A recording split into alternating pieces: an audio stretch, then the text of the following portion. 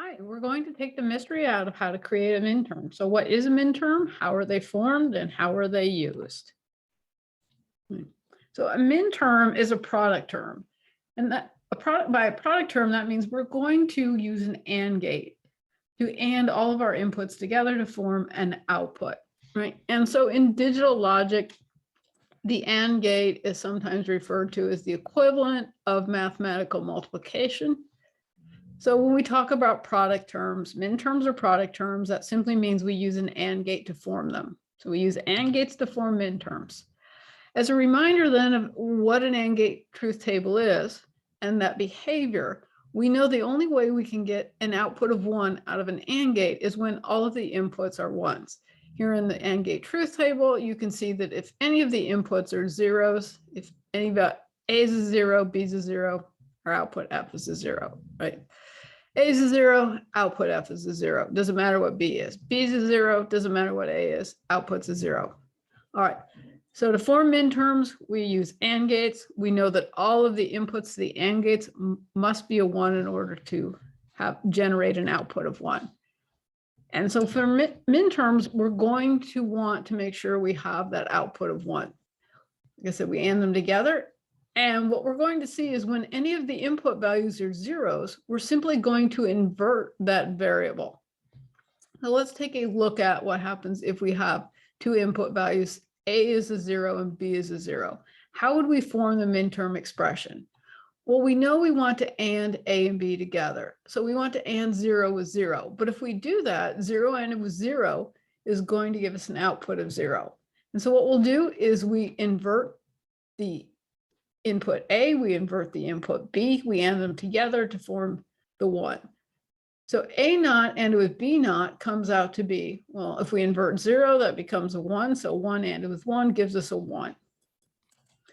Right. And so let's take a look at if we have a Boolean function that has two inputs, A and B. We've just seen that when A is a 0 and B is a 0, the minterm expression is written as A naught ANDed with B naught. And sometimes we refer to these minterm numbers with decimal numbers. So sometimes you'll see notation of little m0, meaning this is the expression for minterm 0. And so let's move on and take a look at, well, what happens when A is a 0 and B is a 1. Remember, A ANDed with B must form a value of 1. So we invert the A because the A is a 0. So the minterm expression is A naught ANDed with B. And so 0 inverted becomes a 1, 1 ANDed with 1 gives us a 1, and we often call that minterm 1.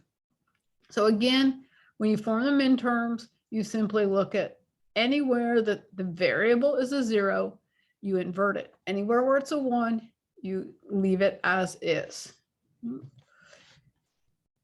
Our next possibility is A is a 1, B is a 0. We write that minterm, right, when our input A is 1 and B is 0 as A ANDed with B naught. Finally, then when A is a 1 and B is a 1, well, we know that 1 ANDed with 1 produces a 1. We don't have to change the input. So we write that minterm as A ANDed with B, and that would be our minterm 3, where the decimal value indicates if you were to convert the binary to decimal. Right? And that's all there is to forming minterms. Right? Let's take a quick look at a table where we would have 3 inputs. So now we have 3 inputs, A, B, and C. I'm going ahead and showing the row numbers here in base 10. All right, so if A is a 0, B is a 0, C is a 0, I'm sure you've seen the pattern by now. That minterm expression is A naught ANDed with B naught ANDed with C naught. We invert the inputs that are 0s, and that's referred to as minterm number 0. When our inputs are 0, 0, 1, well, that's A naught, B naught, C. Here, we're in row 2, where A is a 0, B is a 1, C is a 0. That's A naught, B is a 1. We don't invert it, C naught.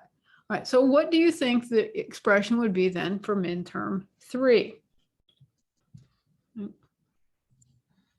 Let's just pop this up and fill this in. So, sorry, why is it? All right, let's just fill in this table. All right, because A is a 0, we want to invert it. B is a 1, we leave it the same. C is a 1, we leave it the same, and that is our minterm 3. Right? For minterm 4, well, A is a 1, we leave that as is, B is a 0, C is a 0. So A not, A, B not, C not. And that's minterm 4. Right? So A, B not, C. Right? Minterm 5. Here in this row 6, A is a 1, B is a 1, C is a 0. Minterm 6. And finally, our favorite case where all of our inputs are 1s, we just add A, B, and C together to produce that output of 1. That's referred to as minterm 0. All right. So for a quick summary, right, minterm expressions are product terms. They're formed by ANDing binary input values. They must generate an output value of 1. In order to do that, we invert any of the input variables that have a value of 0. Right? Our final question, how are minterms used? Well, they're typically used when we write Boolean expressions in sum of products form, where the products are the minterms. The sum form is that we use a logical OR to AND these minterm products together. Right? So in our next upcoming tutorial, we'll see how to form different sum of product expressions. Right, so I hope you're able to form minterms now. Right? You found this helpful, leave me a like, ask any questions in the comments, or suggest other videos you'd like to see. Thanks for watching.